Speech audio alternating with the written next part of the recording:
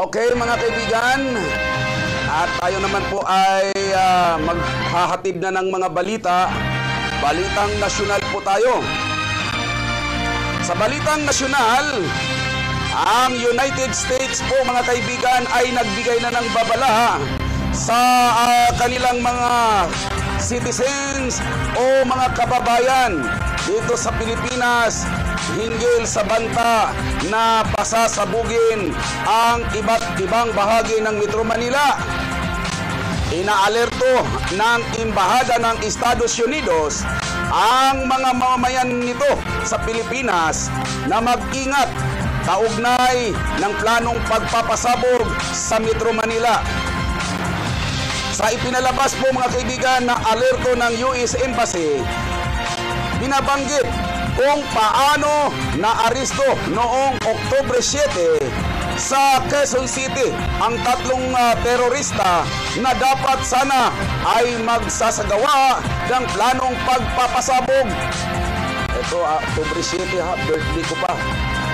Payo ng Embahada sa mga US citizen na manatiling magiging mapagmatyag sa kanilang kapaligiran at lalong huwag din anilang galawin ang natatagpuang mga kahina-hinalang mga bagay at sa halip ay agad itong iulap o itawag sa mga otoridad.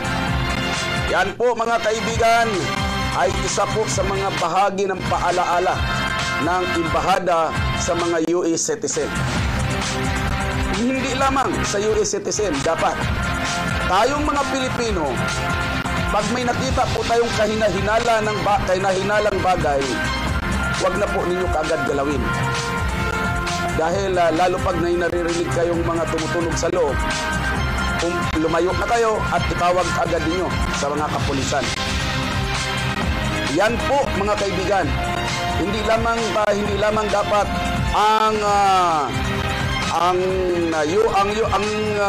Estados Unidos o US Embassy ang magbigay dapat ng babala, pati dapat ang mga pamunuan mula sa nasyonal hanggang lokal na pamahalaan ay dapat magbibigay babala din sa ating mga kababayan dahil sa paglaganap po ng kriminalidad sa ating bansa. Yan po mga kaibigan, isang balitang nasyonal pa po. Habang nasa Bible study, ito ang sugatan sa simbahan dahil binumba po ito. Isang nurse at isang guro patay. 2 katao ang namatay habang 7 ang nasusugatan sa pagsabog sa isang simbahan sa Pikit, Cotabato, kamakalawa ng gabi.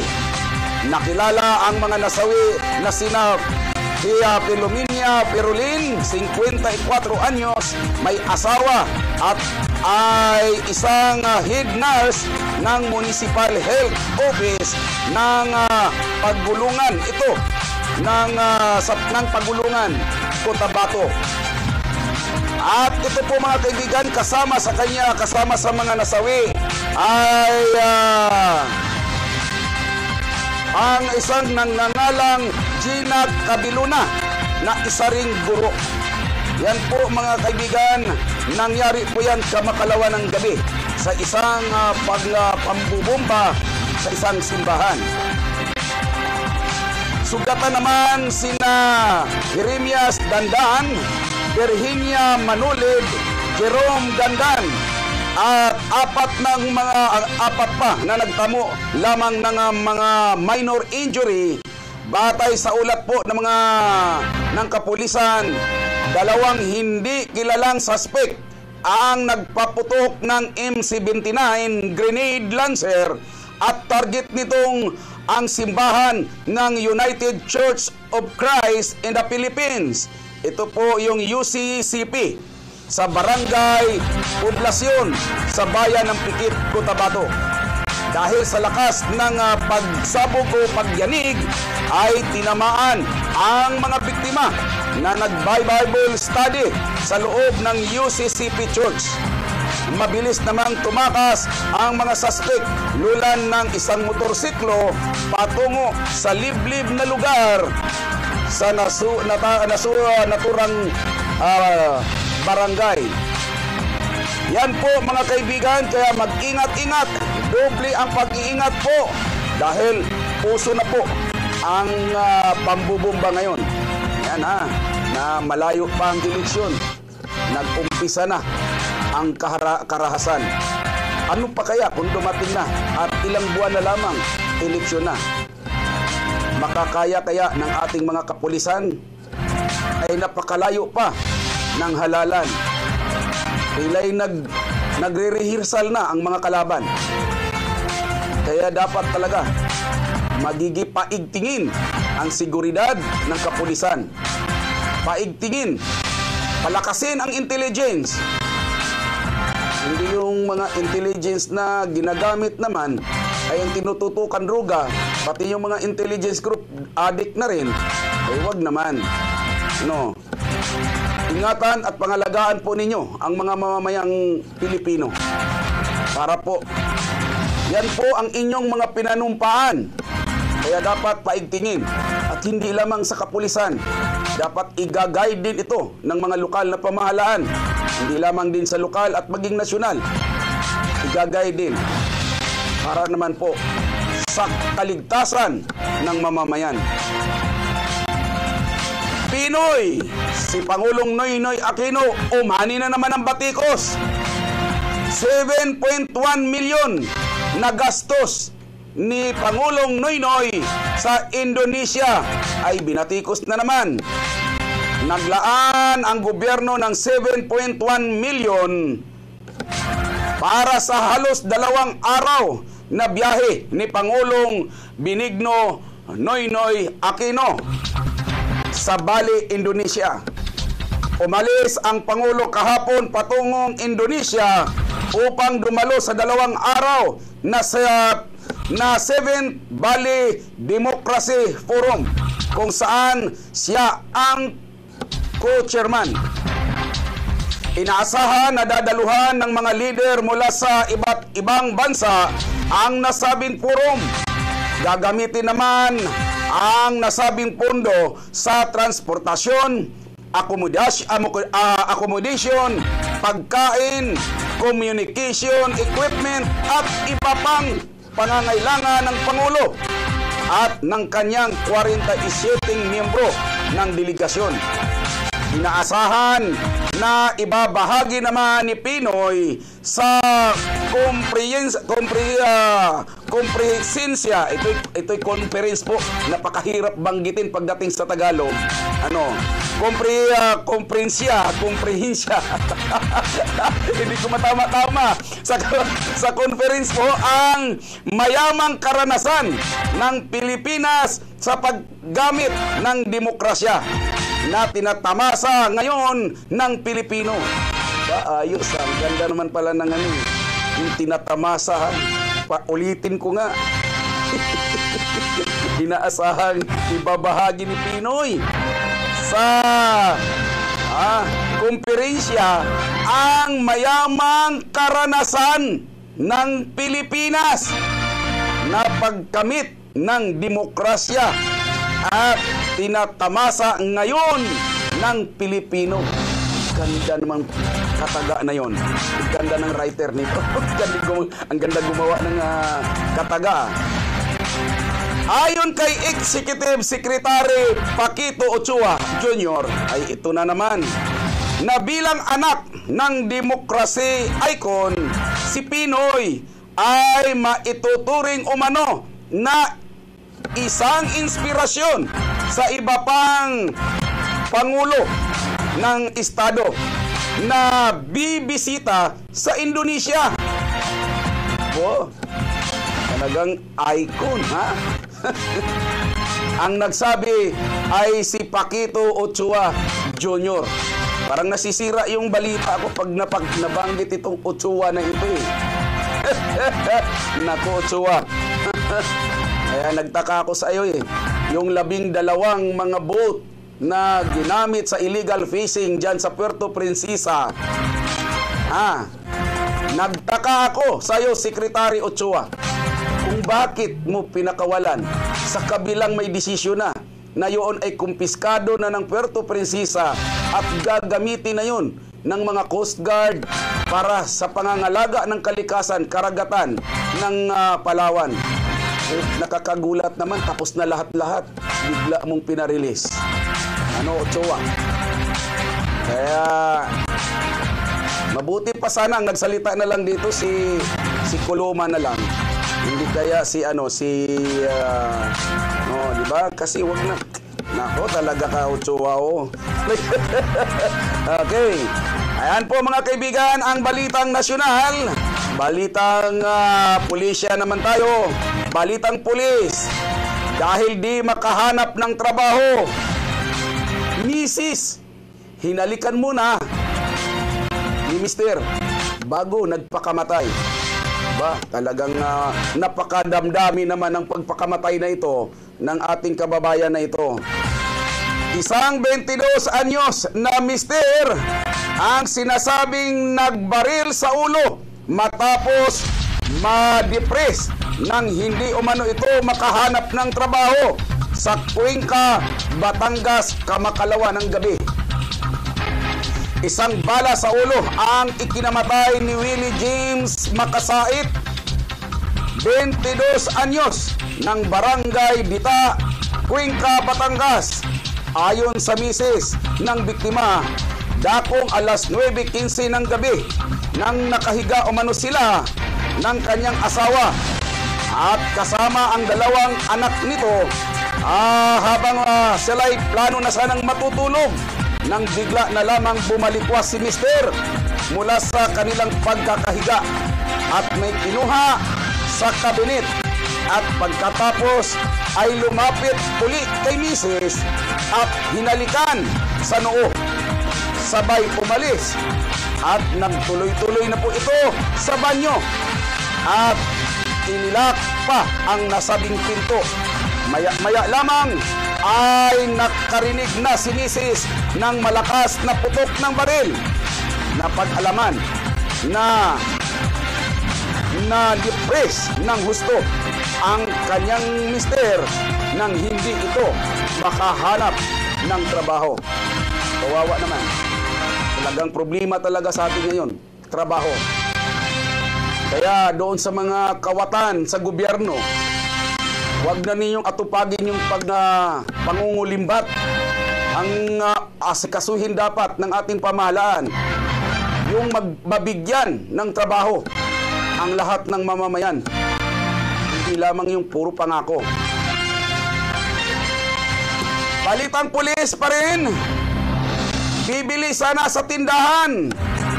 Isang matandang lolo binaril ni chairman. Isang kapitan ng barangay at isa pang kasama ang pinaghahanap nit ngayon matapos umano nitong pagbabarilin ang isang 72 anyos na magsasaka sa 13 Martires City, Cavite, Kamakalawa. Dead on arrival sa General Emilio Aguinaldo Memorial Hospital ang biktimang si Policarpio Nueva Jr., 72 anyos, na isang magsasaka at residente ng Barangay Lapidario sa naturang lalawigan. Kinilala po mga kaibigan ang mga suspect na sina Barangay Captain Jaimer Sira at Marlon Sira, kapwa residente ng Barangay Aguado.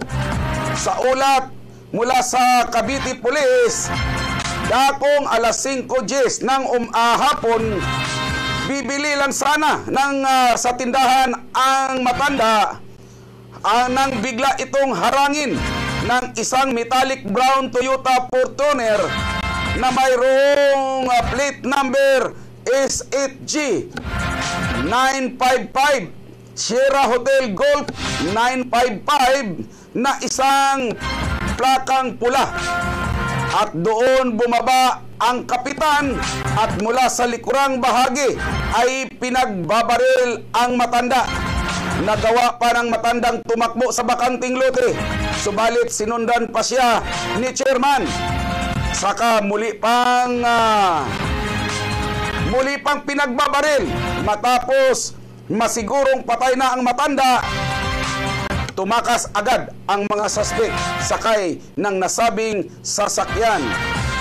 Yan po mga kaibigan, ang motibo ay alitan lamang umano. Ay 72 anyos na, pinagbabaril mo pa. Ay grabe naman, chairman. Kawala mo namang konsensya. Di ba? Kaya sana naman magiging mag-isip-isip naman ito si chairman. Balitang probinsya. Dalawang katao naman ay pinagbabaril. Sa dalawa po katao ang nasa malubhang kalagayan ngayon nang barilin sila ng isang lalaki sa barangay Camilo, Osias Balawan, Lalawigan ng La Union, Kamakalawa. Kinilala ang mga biktima na nagtamo ng mga bala na si Randy Madrigal, Rinald Dulay, kapwa residente sa nasabing barangay. Kusang sumuko naman sa mga otoridad ang suspect na si Salde Rosimo, kabarangay din ng dalawang biktima.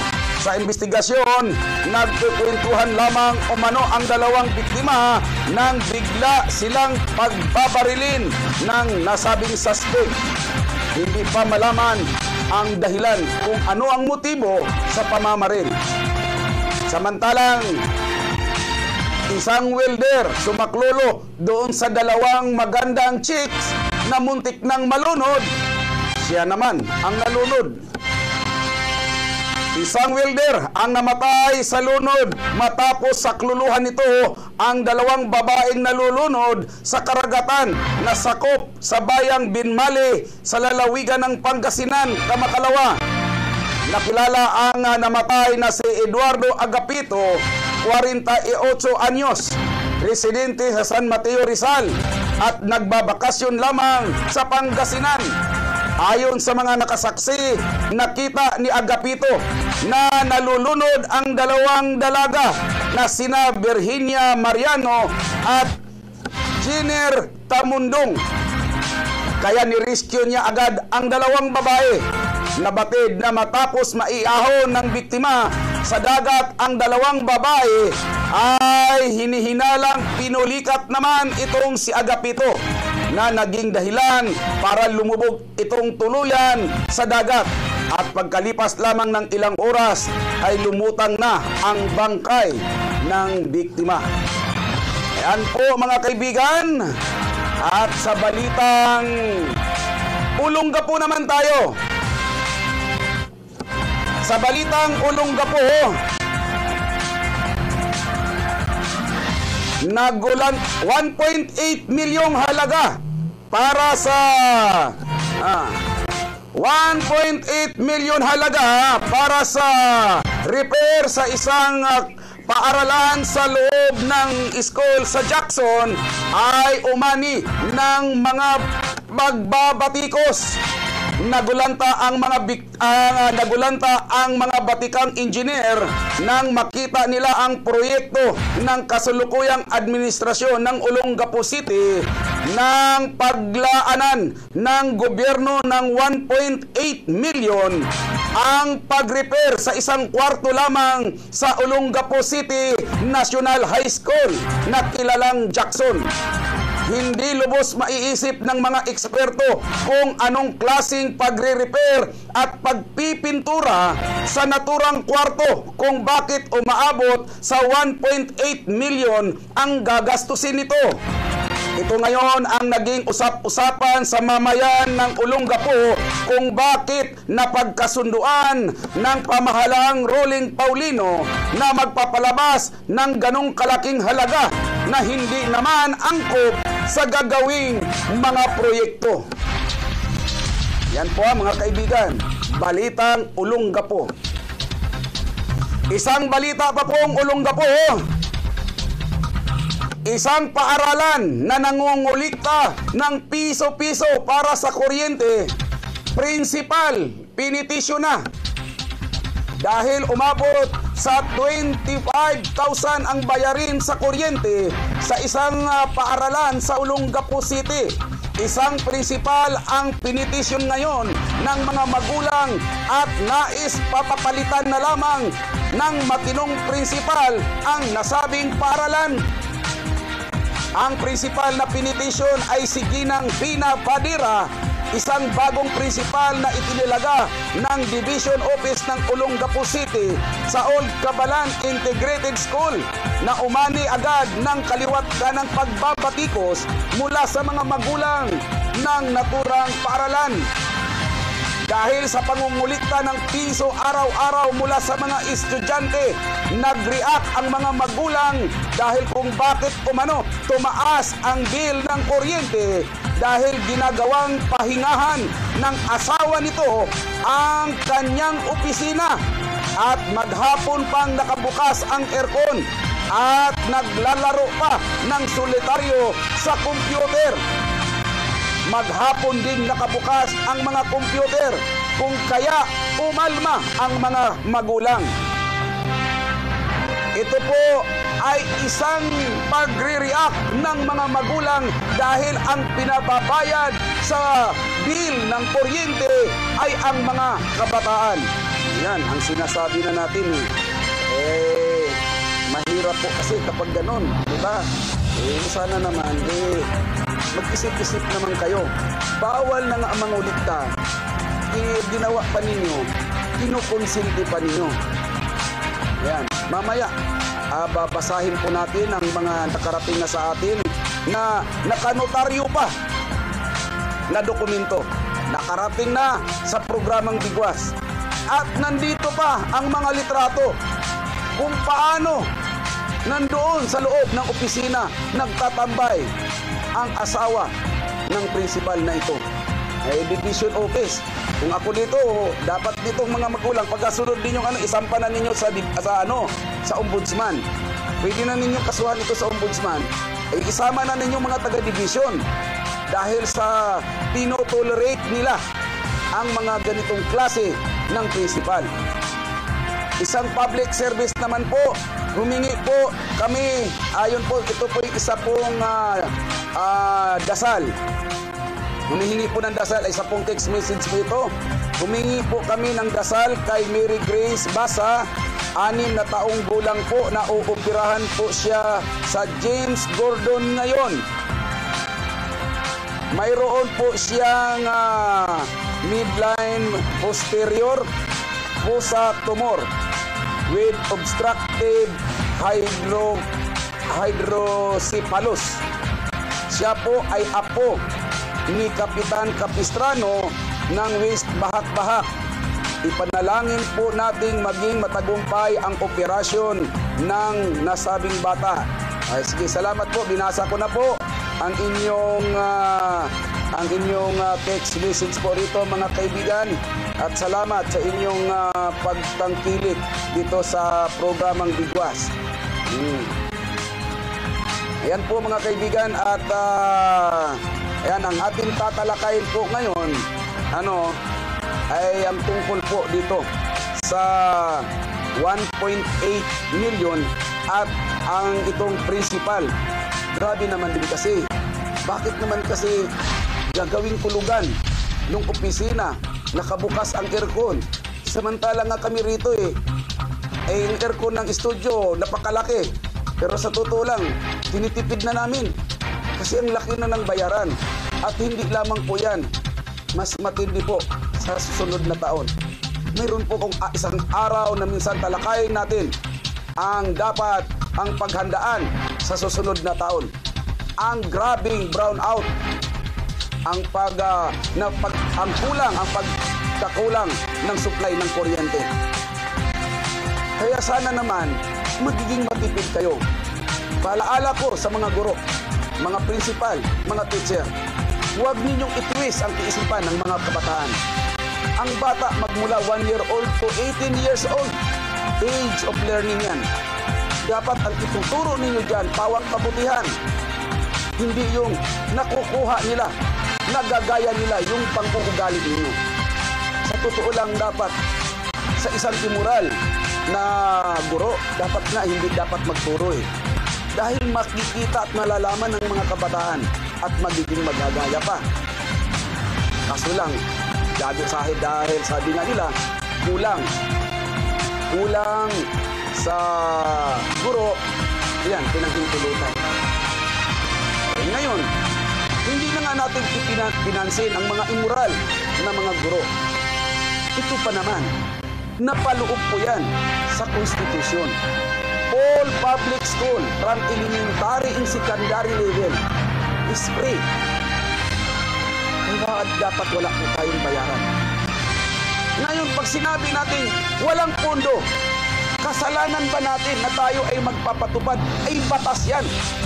Dito sa ating lipunan, sa ating bansa, tayo'y napapaloob sa batas pang bansa. Lahat ng ginagalaw natin dito, ginagalawan, napapaloob sa batas, sa saligang batas. Saligang batas po ang nagsasabi na dapat walang bayad ang mga paaralan. Ngayon, kukuliktahan niyo. Bawal po yan. Kaya dapat isipin niyo, kung mahal niyo ang inyong trabaho, huwag kayong mangulikta. Pakiusap yan. Hindi porket kulang ang mga guro, aabusuhin na ninyo ang inyong mga trabaho. Bago po ako magbabalik, binabati ko muna ang pamilyang Mayor sa pangunguna ni Lito Mayor at kay Nanay Florin. Babalik po ako pagkalipas lamang po ng ilang patalastas. Sa pangalawang sigwada na po tayo mga kaibigan. At tayo naman po ay nasa commentary program na. At maya-maya konti, hatin pong kapanayamin. Nagkabuhol-buhol ata ako ngayon At kapanayamin po natin maya-maya ang Police Chief Commander dyan sa itong COP, Chief of Police sa Presinto 5, para malaman po natin kung ano po ang nangyari kagabi dyan sa yan ba'y inambos o inabangan dyan sa may Santa Rita o isinalvage. Dahil doon sa mga impormasyon po mga kaibigan, ang biktima ay may kasamang kumakain pa raw dito sa isang kainan sa palengke, at may tumawag, at nang may tumawag umano ay sabi saglit lang at ay pupuntahan ko, at pagbabalik ko ay magdadala ako ng soft drinks. Pero nalaman na lamang na ang biktima ay nalamang patay na dahil pinagbabaril diyan sa may malapit sa sementeryo ng Santa Rita. Kaya mga kaibigan, alamin po natin kung ano ba talaga ang motibo kaya nito, mga pagpatay. Dahil ayon doon sa mga ilang mga mamahayag, nandoon pa ang basiyo ng mga bala na pinagbabaril sa biktima. Yan ang sinasabi natin na minsan kasi talagang hindi natin malaman kung sino na talaga ang ating kakampi o kalaban. Lalo na't marami na po kasing nasisirang utak talaga pagdating sa drugs. Lalo na kapag mamaya lalaman natin drugs, usaping na droga ito. Diba? Lagi kong sinasabi sa inyo nang ipapaliwanag sa amin yan nang nasa PIDEA pa kami noon ni Attorney Aga na nasa PIDEA ngayon. Hanggang ngayon nandyan pa yan, official yan. Ay talagang nakapagsabi talaga siya na kapag ang shabu ginamit ng isang tao at ito ay sinundot ng alak, unti-unting nasisira ang utak nito. Kaya doon naman sa mga kabataan, alam ko napakarami pa namang kabataang nanonood sa programa ko. Huwag ninyong sirain ang inyong kinabukasan. Tandaan ninyo, ang droga ay walang magandang maidudulot sa inyo. Masisira lamang ang inyong kinabukasan. Kaya Kaya paalaala doon sa mga kabataan. Kung gusto ninyong magtagumpay sa inyong mga layunin at matulungan ninyo ang inyong mga magulang, dahil ang inyong mga magulang ay sinikap na mapaaral kayo, sinikap na mabuhay kayo, mapalaki kayo. Dahil kung hindi kayo mahal ng inyong mga magulang, hindi kayo aalagaan at hindi kayo aabot sa ganong edad. Kaya dapat pangalagaan ninyo ang inyong sarili. Sumunod sa mga payo sa mga magulang. Huwag ninyo silang suwayin. Lalo na ang mga barkada, karamihan, mga kabarkadahan ang nagpapahamak sa inyo. Uumpisahan kayo niyan sa paggala-gala. Umpisahan kayo niyan sa practice-practice. Hihimukin kayo kung ano-anong mga activities. Dahan-dahan na kayong ilalayo sa tamang landas. Umpisa na doon ang barkadahan, nag-umpisa na ang sigarilyo, hanggang nagdoon na umpisa ang inom-inom, na doon na pumasok, mag-umpisa ang droga. Kaya mga kabataan, paalaala ko sa inyo, kayo ang pag-asa ng bayan. Na mayroon sana isa sa inyo ngayon ang lulutang na balang araw ang magpapatino sa ating lipunan. Hindi ninyo yan akalain kung darating sa inyong buhayan. Kaya pangalagaan ninyo ang inyong sarili. Huwag na huwag kayong gumamit ng droga. Dahil ang droga ay nakakasira ng kinabukasan. Yan ha, mga kabataan, paalaala ko sa inyo dahil alam ko napakaraming mga kabataan ang nakasubaybay sa programa ko. Pinaghirapan at naghalos nagbabanat ng buto ang inyong mga magulang. Alang-alang lang sa inyong kinabukasan. Maya-maya po, kunti, atin pong kapanayamin itong si Major Fernandez, no, ng si Ramon Fernandez ng Santa Rita, para malaman natin kung ano ba talaga ang nangyayari yan sa naganap na pamamaril kagabi diyan sa Santa Rita sa isang ang alam po namin ay isang dispatcher yon ng jeep. At hindi natin akalain na yung mangyayari yon, mga kaibigan. Kaya doon sa ating mga subukan natin kontakin si Major Fernandez. Yan. Hello. Hello, magandang umaga sa iyo, Major. Yes. Si Tommy Abili po sa Biguas. Yes, sir. Good morning po. Oo, mabuhay ka. Sir, kumusta? Thank you. Ay, gusto ko lang malaman at marinig at malaman ng ating mga kababayan ngayon yung naganap na pamamaslang kagabi dyan sa iyong nasasakupan, sir. Opo, mayroon pong binaril na isang lalaki na na-identified na si Sandy Labo. Opo. Ngayon po, ang ano po nito, sinundo siya sa lugar niya sa Mactan ng certain lati. Oho. A certain lati. Yun, ngayon, doon siya sumakay sa tricycle ng lati. Ngayon, well, accordingly, hindi pa konfirmado yung informasyon na papunta raw sila sa isang a certain June Miklat sa Santa Rita. So, pagdating sa Memorial, along ka po Memorial Park, yes, sir. may dalawang taong nakaabang doon sa harapan ng Memorial Park, and then inihinto mismo yung biktima, inihinto nung kasama niyang silati doon sa nag-aantay. So kung titignan mo, parang sinet up siya. Planado. Oo, planado po. Bago yun, dinalikan na siya ng dalawang nag-aantay doon. At nilaglag na siya doon sa Memorial. Then yung bumil po, nakasakay din ng motor, tumakas papuntang Santa Rita, while yung silati naman po na nakasakay sa tricycle niya, tumakas naman pabalik dito sa highway. National Highway. Ngayon, itong silapi, sir, nahuli na ba ito, sir?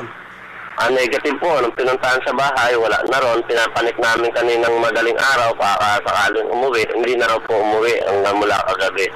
So, possibly, nagtatago na yung lati. We're still conducting further investigation. Sir, sa inyong pag-aanalisa, ano kaya po ang motibo ng pamamaslang doon sa biktima? Considering na yung mga tao pare-parehong drug personalities, ang possibility nito baka nagka-onsehan na naman sa droga to. Ayun. Yan sabi nga natin talaga, posibleng onsihan ito ng droga eh. Oh. Sir, ilang tama po ba ang tinamo ng biktima, sir, ng bala? So far po, dahil nag-process po ng crime scene, iniintay pa po namin yung result ng ibibigay nila sa amin kung ilan talaga ang tinamong tama. So far, hindi pa kami makapagsabi dahil sila po nag-process ng crime scene. Sir, sa totoo lang, pagdating sa droga kasi, talagang lahat naman umaayaw maliban sa mga addict, di ba? Kaya nga, minsan siya nasasabi natin na nakapagsabi tayo minsan, lalo na ako sa programa ko na ang lahat ng mga drug poser ay dapat na talagang hindi na dapat buhayin dahil marami ng kabataan sinisira ito. Pero kung ito naman ang pangyayaring ito, hindi pa natin malaman kung talagang yung biktima ba ay tulak din at yung isa ang bumaril din dito ay tulak din. Siguro malalaman din natin siguro, sir, sa mga darating na araw. Opo. Sige po. Sir, maraming salamat po at yan po mga kaibigan, si Major Ramon Fernandez ng Presinto 5 ng Santa Rita. Mabuhay po ang PNP Santa Rita. Maraming salamat po, sir, at ako ay nagpapasalamat sa inyong agaran namang pagresponde. Ayan po mga kaibigan, ha. At narinig na po ninyo na talagang may posibilidad na unsihan sa droga. At ang sabi nga dito boss, pwede ka kayang tumakbong senador sa 20... Ano ba ito? Huwag naman. Babasahin ko yung text ninyo pagkalipas lamang po ng ilang patalastas. Tayo naman po patuloy na. At ay naririnig na po ninyo ang pangyayari kagabi sa Olongapo po. Mayroon pong yan po'y pinaniniwalaan na naunsihan ng droga ang naganap na pamamaslang dyan sa may Santa Rita Memorial Park. Yan ha. Talagang pagdating. Alam nyo po, minsan na yung habang nandyan ako sa papunta ako rito sa studio. Alam nyo na minsan mayroon nagkukwentuhan Kaya nakasakay ko sa jeep, katabi ko pa, nakapagsabi na, ano ba yan si ganito? Hindi ko nababanggitin ha. Pati mga anak niya, ginagamit niyang para magtulak lang. Hindi lamang sa Mactan, pati sa Old Cabalan. Alam ko naman, wala naman akong tinutumbok kung saang lugar. Sabi nga nila, alam na ng mga kapitbahay kung sino ang tulak dyan. Dapat yan, isumbong. Ang kaso nga, mga kaibigan, sino pa ang kanilang masusumbungan? Ay mismo, nakakarating sa kanila na mayroon umanong taga-PDEA pa mismo ang nagsusupply. Sana mabigyan niyo ako ng kumpletong pangalan ng taga-PDEA na yan para maipa-background ko sa main office. Pangalan ng taga-PDEA at sino ang pulis na taga-suporta sa inyo. Doon sa mga drug poser, paalala ko sa inyo, hindi kayo aasinso dyan. Maniwala kayo. Dahil kayo mismo lulungin sa droga. Magiging maluho kayo. Makapagpatayo man kayo saglit ng bahay, mawawala rin yan. Ang yayaman lamang dyan, yung supplier, ang utak at ang protector. Yun ang yayaman. Bandang huli, kapag nakita pa nila na ikaw ay umasinso, itutumba ka rin nila. Kapag hindi mo sila pagbibigyan, ilalaglag ka. Huhulihin ka na. lalagyan ka na ng record na ikaw ay isang tulak. Kapag may record ka ng tulak, kahit namuhay ka na ng matino, babalikan at babalikan ka pa rin. Pupuntahan at pupuntahan ka pa rin ng mga kapulisang, mga tiwaling kapulisan para ikaw ay gatasan. Dahil hindi na sila maniniwala na ikaw ay namuhay na ng parihas dahil sa iyong trabaho na ikaw ay tulak. Mag-isip-isip na rin kayo. Sa 99% ang patutunguhan ninyo, kayong mga tulak, ay kamatayan. Hindi lang kamatayan sa droga, kung hindi kamatayan dahil isasalvage kayo. Yun ang inyong pupuntahan. Kaya mag-isip-isip kayo. Maraming paraan. Kung gusto ninyong makaligtas sa inyong mga trabaho ngayon, pwede naman kayong pumunta. Makipagsikreto lang kayo dito sa amin at dadalhin ko kayo mismo sa main office ng PDEA para gawin kayong asset. At ituro ninyo kung sino ang mga pulis at sino ang mga taga-PDEA, sino sa mga alagad ng batas ang protector ninyo. At ituro na rin ninyo kung sino ang pinaka-supplier ninyo. Mayroon naman kayong mapagkasunduan doon sa main office. Ang PDEA noon, mga kaibigan, nasa ilalim pa po ng DILG. Sa panahon ni Secretary Joey Lina, kung saan ako ang Pangulo ng mamamahayag doon, na itayo ang PDEA nasa ilalim ng DILG. Subalit lumaon ng ilang taon, nagbukod na ang PDEA at wala na siya sa ilalim ng DILG. Kaya nung itinayo ang PDEA, nang itayo rin ang press office sa loob ng PDEA, sa main office, hindi ako pwedeng magiging Pangulo doon, ako'y nagiging Vice President na lang doon. Dahil ako ang Pangulo ng DILG. Kaya halos lahat ng mga opisyal dyan, kakilala namin. Kung makipagtulungan lamang itong mga drug poser, yung mga nakakaalam na ng mga malalaking supplier at sino ang kanilang mga protector, hindi kayong magbago. Alang-alang sa inyong pamilya. Total, nakalubog na kayo dyan, nakapasok na kayo. Pwede na kayong magbago. Iligtas naman ninyo ang ilang mga kinabukasan ng mga kabataan. Dahil napakaraming mga kabataan ang nalulong na ngayon sa droga. Sana tablan naman kayo ng mga paalaala na ito.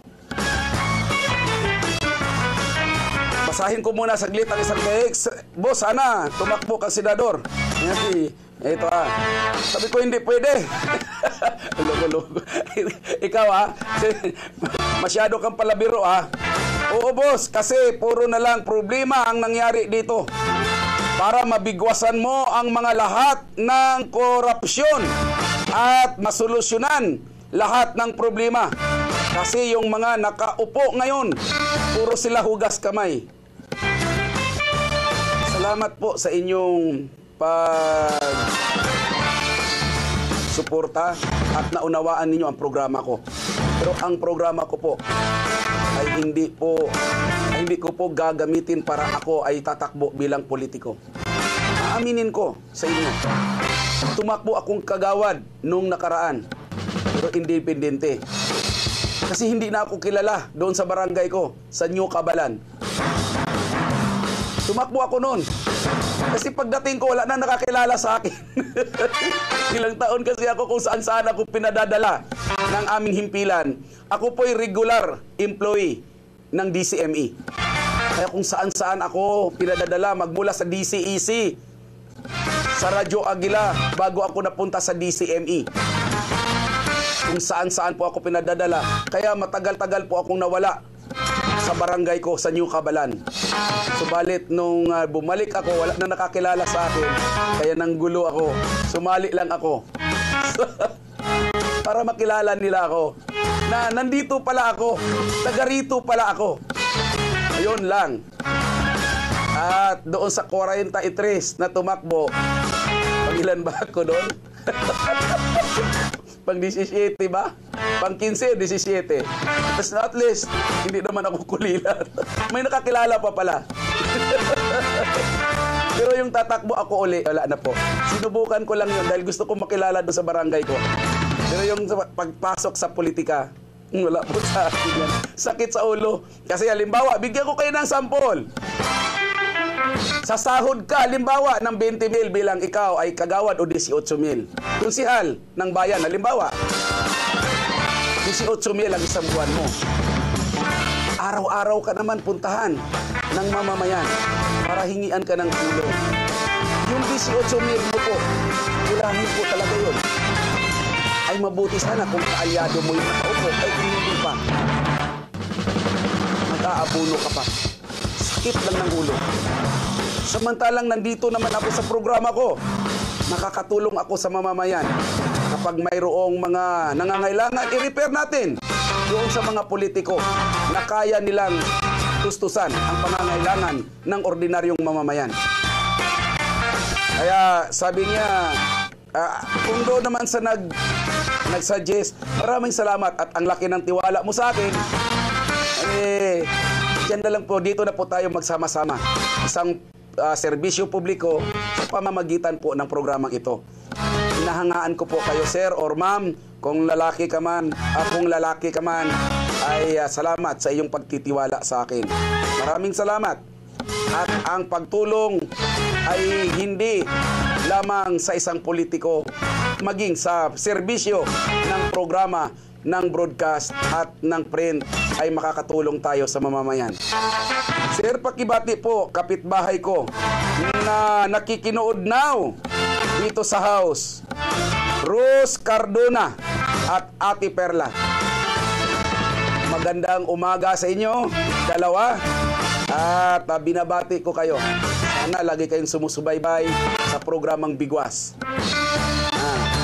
Medyo pahinga ngayon. Hindi nakapahinga ang ating mga kalaban dahil napakarami pong dokumentong dumating ngayon dito sa atin. Sabi nga nila, at binabati ko rin si Ronald ng Barangay West Bahak-Bahak. At binasa ko na po ang iyong kahilingan na ipanalangin natin si Mary Grace. Yan Sa pagbabalik ko po, abangan ninyo ang hindi kapanipaniwalang mga proyekto na dapat nating talakayin ngayon at punahin. Kasama na po ang isang prinsipal kung bakit siya gustong palayasin ng mga magulang sa kanyang paaralan dahil sa pangungulikta ng piso-piso para sa kuryente. Sa pagbabalik ko po, tayo po atin pong tatalakayin yan pagkalipas lamang po ng ilang patalastas. Okay mga kaibigan, balik na tayo at tayo naman ay tatalakay na ng mga komentaryo hindi po dito sa mga nangyayari po dito sa ating lungsod. Balikan po natin mga kaibigan. Kahapon po ay dumating sa amin pong himpilan ang mga papeles na nagpapatunay na mayroong mga katiwalian na nagtitiwalang mga tao sa akin na may mga katiwaliang nagaganap sa kanilang lugar. Ito po ay isinampa nila ang reklamo noong Oktubre 7, kaarawan ko, at ito'y pinanotary pa nila. Ito po galing sa Department of Education.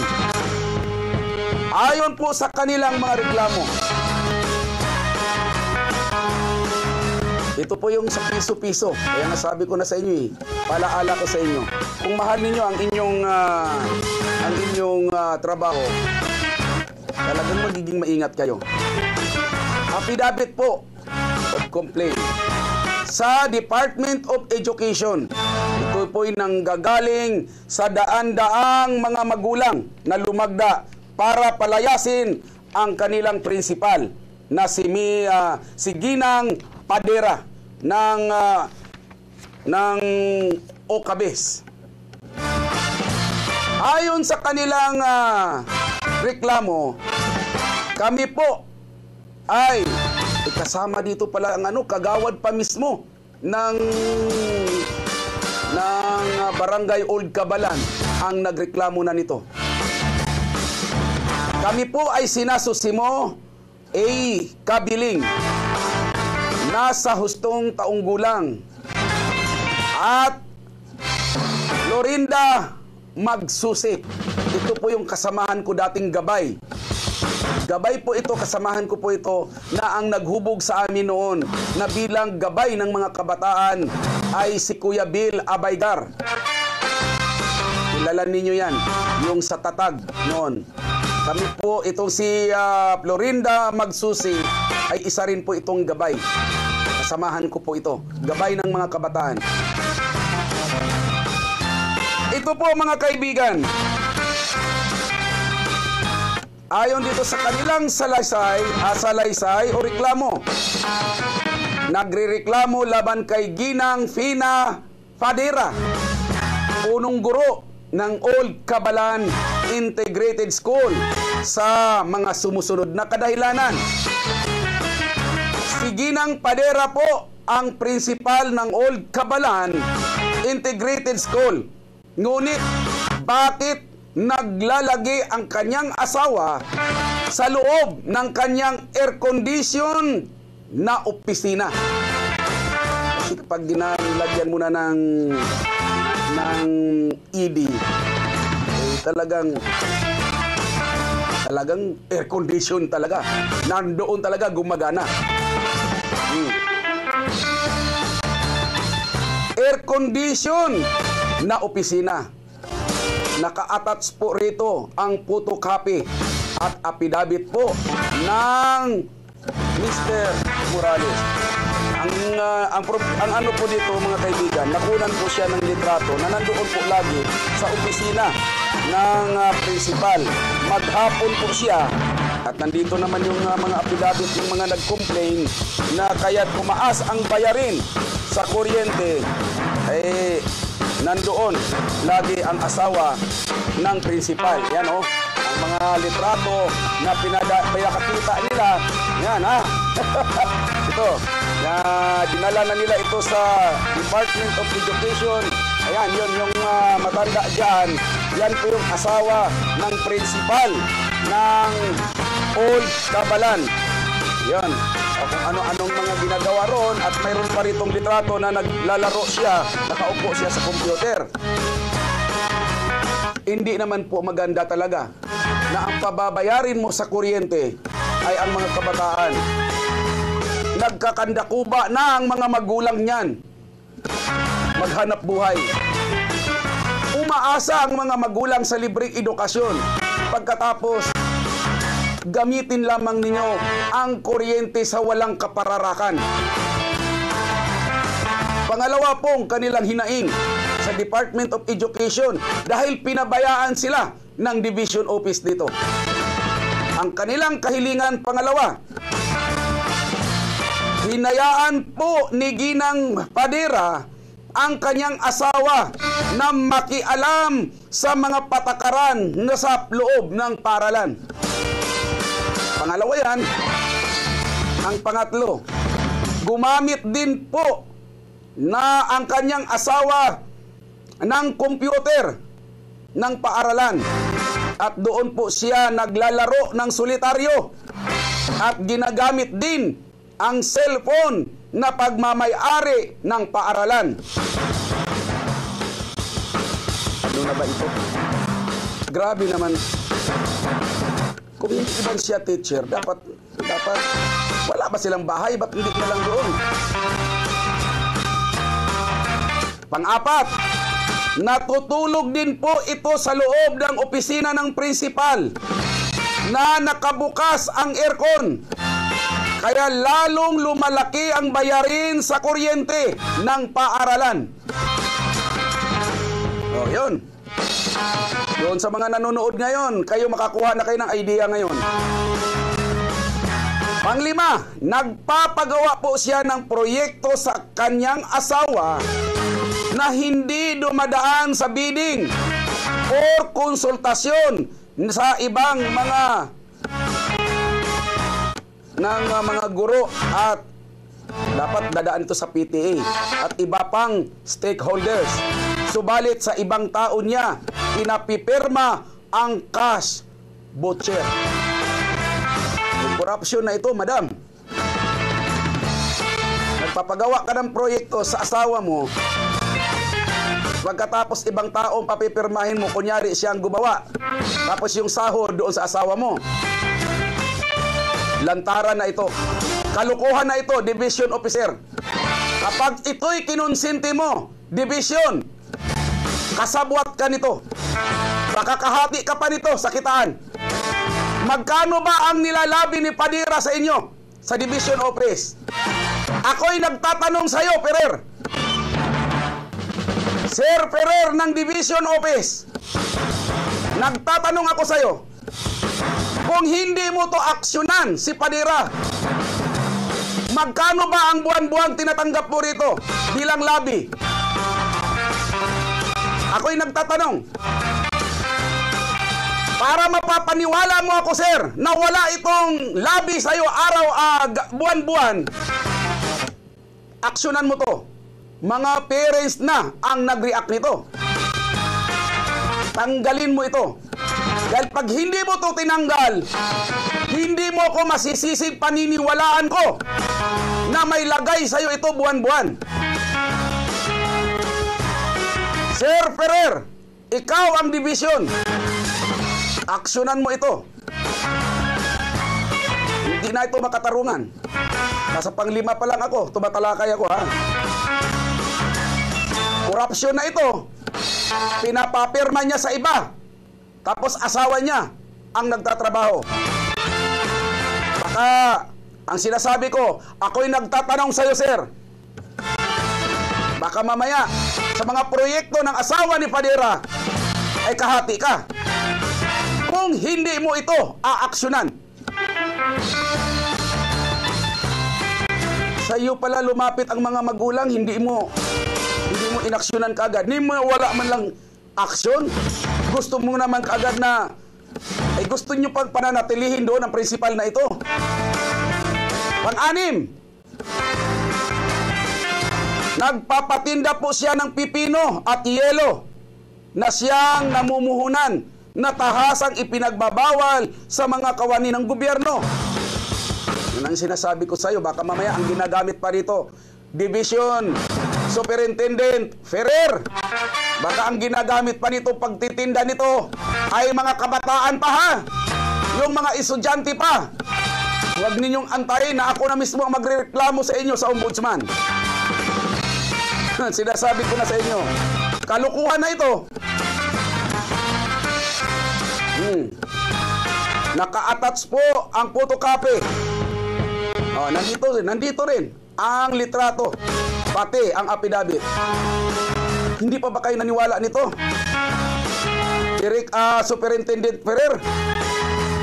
Pang-pito, siya lamang po ang nakakaalam ng halaga ng MOOE, Maintenance Other Operating Expenses.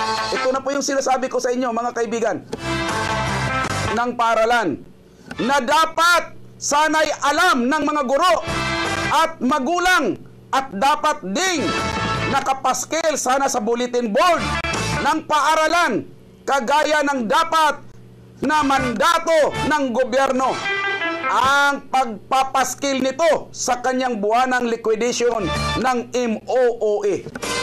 Tama. Baka mas matalino pa ang mga magulang dito kay Padilla at kay Ferrer. Bakit ninyo itinatago ang MOOE? Sa Sa totoo lang, kung 1,000 ang estudyante dyan, 200,000 ang budget galing sa nasyonal na matatanggap dyan. Pero ang aking pagkakaalam ay 2,000 sila. Kung 2,000 yan, ay 400,000, kulang-kulang kalahating milyon ang MOOE niyan. Saan napunta? Kaya nga may nakarating sa akin na ang division superintendent daw at principal ay nagkakaroon ng sabwatan kasama ang treasurer. At yun ay pinaghati-hatian na lamang ang MOOE. Kaya nga ang iba nadadala ng mag-donate sa inyo ng mga kagamitan. Bakit? Dahil palalabasin ninyong nabili ninyo yan. I-refund ninyo doon sa MOOE. Kadami pa rin talagang kawatan sa gobyerno. Kayo ang tagapagturo sa murang kaisipan ng mga kabataan. Kayo pa ang mismong gumawa ng kalukuhan. Anong matutunan sa mga kabataan ngayon? Di puro na rin kalukuhan. Superintendent Ferrer, para maniwala kami na walang lagay ito sa iyo, aksyonan mo na ito. Pangwalo, umiinit agad ang bunbunan ko dito sa ginawa ninyo Pangwalo, si Ginang Padera din po ang umahawak at namimili ng pagkain na gagamitin sa feeding program. Yun sa feeding program siya ang namimili. Mabait na principal. Baka yung discount, kanya na rin. Pangsyam, ginagamit din ni Ginang Padera ang kanyang posisyon upang iharas ang iilang mga guro upang maisakatuparan niya ang kanyang talamak na maling gawain ng isang punong guro sa eskwelahan na ito. Mayroon pa siyang hinaharas ng mga guro. Ngayon, magpapamiting kayo, gusto nyong himukin ang mga magulang na mali ang kanilang pinirmahan. Oy, bugok na yung style na yan! Dapat aksyonan na ninyo. Kapag hindi pa rin kayo inaksyonan sa loob ng 1 buwan, samahan ko kayo sa ombudsman tayo para kasuhan ito. Pang-10, nagpapapirma po ang prinsipal na ito sa blankong voucher kay Romel Lansangan kapalit ng 150 pesos na pangmerienda sa kanyang pinagtatrabahong kanal. May pinatrabaho po ang prinsipal na kanal at pinapipirmahan kay Romel Lansangan blanco na voucher. Ibig sabihin nito, hindi nalaman kung magkano ang talagang i-release na kukunin sa pondo. Grabe naman ka. Masahol pa ata ito sa politiko Noong Oktubre 2 po, 2014 ng umaga, dumating ang 3 EPS, Education Program Supervisor, na sina Dr. Roderick Tadeo, Ricardo Idnavi at Saturnino Dumlao, at nag-imbestiga tungkol sa petisyon na ginawa laban kay Padera. Ngunit taliwas sa tamang proseso ng mga nag-iimbestiga ang kanilang ginawa.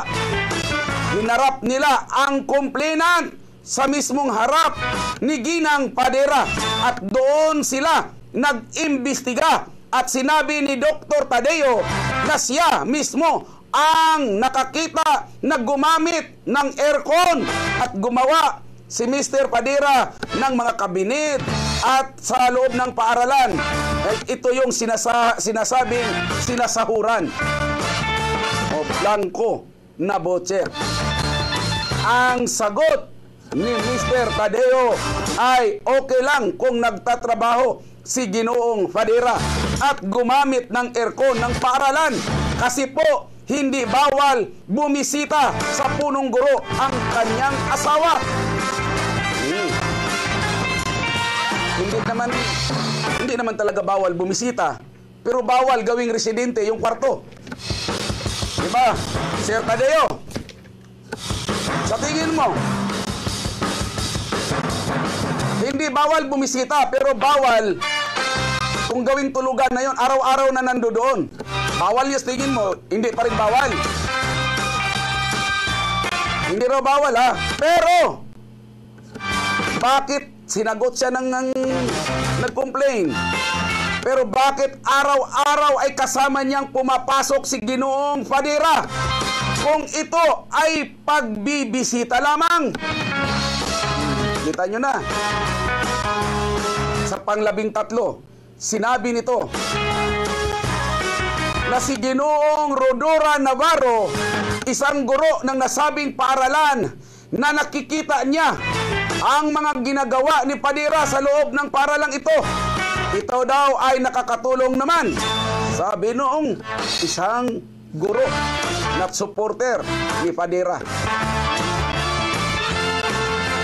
Kinausap ni Ginoong Rodolfo Neil Gibbs Guevara at ni Ginang Jane May Cruz si Romel Lansangan na ihaharap siya kay Ginang Fadera para sabihin na pinilit lang siyang pumirma sa petisyon. Kita nyo na, lalo ninyong pinalaki. Gusto lamang ninyong pagtakpan ang mali ng inyong kabaro. Siguro ganun din kayo. Maialis ba ninyo sa aking kaisipan yan na ganun din kayo, kayong tatlong nag-iimbestiga dahil pinagtatakpan ninyo ito? Bukas ang aking programa para sa inyong tatlo. Kahit kay Superintendent Ferrer, bukas ang programa ko para ipaliwanag ang side ninyo rito. Nakanotary ang mga dokumentong ito. Pang-14, inutos ni Dr. Roderick Tadeo sa mga PTE officers na mag-house to house upang ipatawag ang lahat ng pumirma sa petisyon laban kay Ginang Fadera at sinang-ayunan naman ito ni Erdani at ni Dumlao. O, nakita nyo na. Gusto ninyong pagtakpan ang mali. Paano natin maituturo sa mga kabataan na ito yung tama kung yung mali ay gusto nyong gawing tama? Anong klase kayong mga guro? Grabe naman. Kumbaga sa ano, yung pigsa, pilit pa ninyong gawing tagyawat kahit sasabog na. Inutos ni Roderick Tadeo iyan at nagpadala ng cash sa pang-15. Nagdala ng cash donation na 10,000 na galing sa barangay ng Old Cabalan, sina Kagawad Kabiling at Kagawad Gaton noong Setyembre 24, 2014 na tinanggap naman ng principal at siya rin po ang pumirma sa cash voucher. Saan na ginamit yung tulong galing sa barangay? Fadera. Mayroon ka pa kayang mukhang iharap dyan sa mga magulang ngayon? Mayroon ka pa bang mukhang iharap sa mga teacher na nainargabyado mo? Kung ako sa'yo, Mrs. Fadera, lumayas ka na dyan. Dahil may problema ka rin pala sa pinanggalingan mo. May nagrereklamo din pala sa'yo doon. Ibig sabihin, habitual ka na pala talaga. Ang dapat gawin ng division office dito, i-demote ito, gawing ordinaryong teacher. Baka mamaya, doon natin masusubok kung mangungulikta pa ba ito sa loob ng kanyang classroom.